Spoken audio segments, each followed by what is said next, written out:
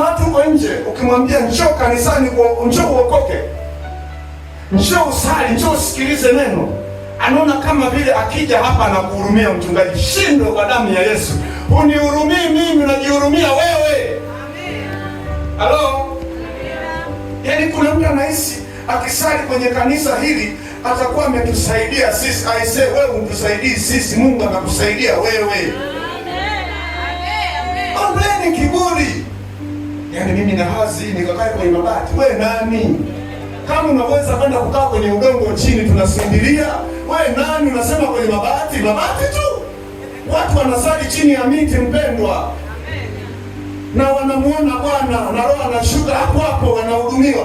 Wewe kiburi kinatoka wapi? Mcheni Mungu, kuna siku utaondoka. Amen. Na ukopa kwamba ukiondoka utakapoenda pale ndio yale mateso siingie kule. Amen. Kuna watu tukifika mbinguni tutakuwa tu tunapongezana, tugonge mwaya, tulipiga mwendo vizuri, tugonge rafiki, tugonge, tulicheza na kwaya kanisani, tugonge. Lakini kuna watu wakipiga kule kwanza wanashangana, na wewe umekuja huku. Haleluya. Haleluya. Kuna watu watakuwa wanashangana, huyu si nabii huyu. Wewe nasikia tu, yaani babadani maombi yote yale umekuja huku. Ambia ndio. Mimi Mungu sina maigizo. Ndio maana mimi katika kumwabudu Mungu sipendi maigizo. Amen. Ninafanya katika uhalisia, ninafanya katika kiwango ninachokiweza. Na wewe mshirika wa madhabahu, achana na unafiki. Usifanye chochote kwa kumfurahisha mtu yeyote. Fanya kwa kuhakikisha Mungu anakuona. Fanya kwa kuhakikisha Mungu anakuheshimu. Sema amina kwa jina la Yesu. Sema amina tena. Injili ya wokovu leo watu hawaitaki. Sikiliza, lakini watu waliookoka kwenye dunia hii ndio wanaoishi kwa raha. Waliookoka, simaanishi hao waigizaji. Naongelea watu waliookoka. Watu waliookoka maana wanaacha dhambi, wanaacha kuhukumiwa dhamiri zao. Hawawezi kuuma vidonda vya tumbo kiresi. Ndio maana wakati mwingine simameni na Mungu, okoka kweli. Kijana, safisha macho yako kwa kuangalia maandiko matakatifu. Safisha macho yako kwa kuyatazama maneno ya Kristo. Safisha macho yako.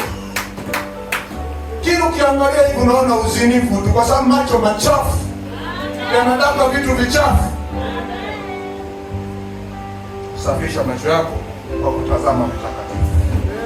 Ongeza kutazama vitakatifu. Ongeza kutazama tenzi za rohoni. Ongeza kutazama mahubiri ya baba yako wa kiroho.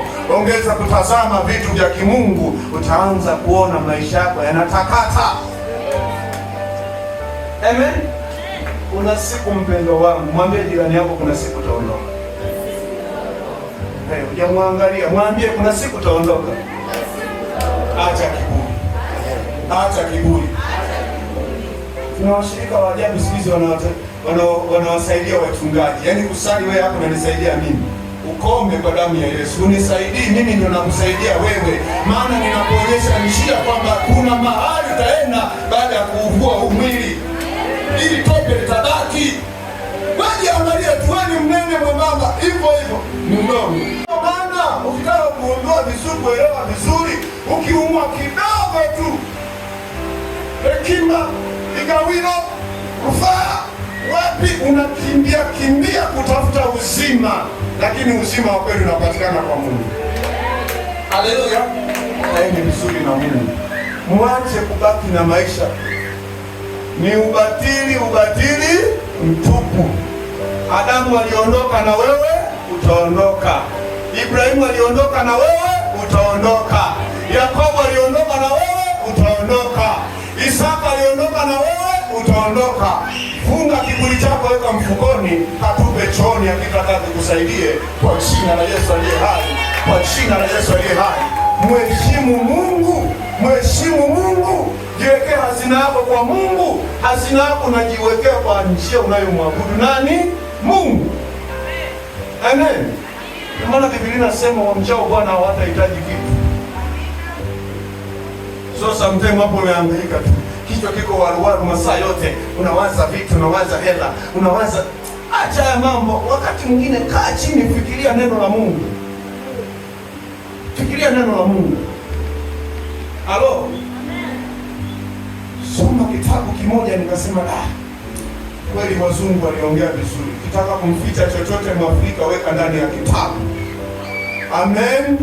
Ukitaka kumnyima chochote Mwafrika, usimnyime kwa maneno, mnyime kwa kuweka kwenye kitabu. Maana hawapendi kusoma hawa. Ndio maana wanatawaliwa kirahisi na wazungu.